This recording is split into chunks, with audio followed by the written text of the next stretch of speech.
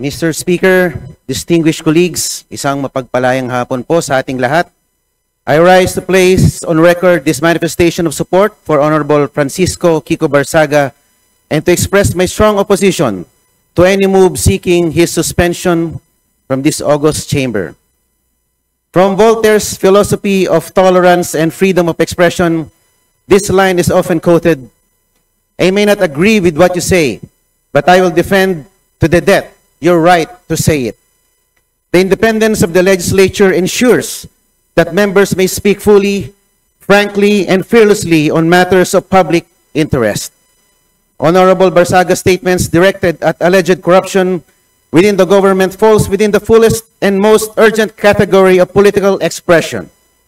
To penalize him for raising concerns on corruption, which the Constitution itself mandates Congress to check, is to subvert the very principle of parliamentary privilege. Mr. Speaker, 2004 pa lang po, andito na po ako bilang Chief of Staff po ng aking ama. Nakita ko po ang mga oposisyon na grabe magtuligsa sa administrasyon. Nandyan po ang mga magigiting na miyembro ng Makabayan Bloc na sila sa Turo Campo, Lisa Masa, Joel Berador, na talagang magigiting na mga figura ng oposisyon.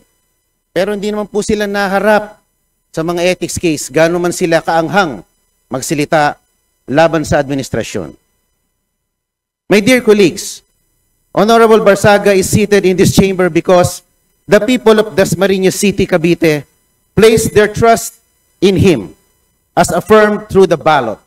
Article 6, Section 6 of the Constitution states that members of this House derive their authority exclusively from the electorate.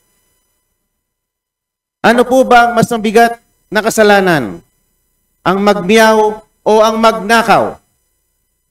Ano ba ang mas mabigat na kasalanan? Ang mag-video at mag-selfie at mag-post ng pagkadismaya sa gobyerno, ang isang batang congressman? O ang ginawang sistematikong pagnanakaw sa gobyerno? O at pagsimot sa bilyon-bilyong piso sa kaban ng bayan sa pamamagitan ng mga ghost projects. Ang mga posts ni Kong Miao ay mistulang alingaw-ngaw lamang ng saloobin ng nakararaming mga Pilipino.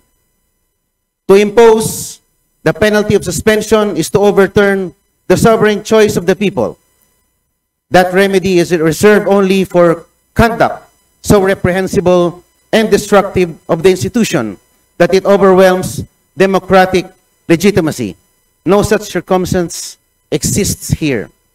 Honorable Barsaga's only act was to express his views regarding corruption in government, a matter of public concern central to democratic oversight.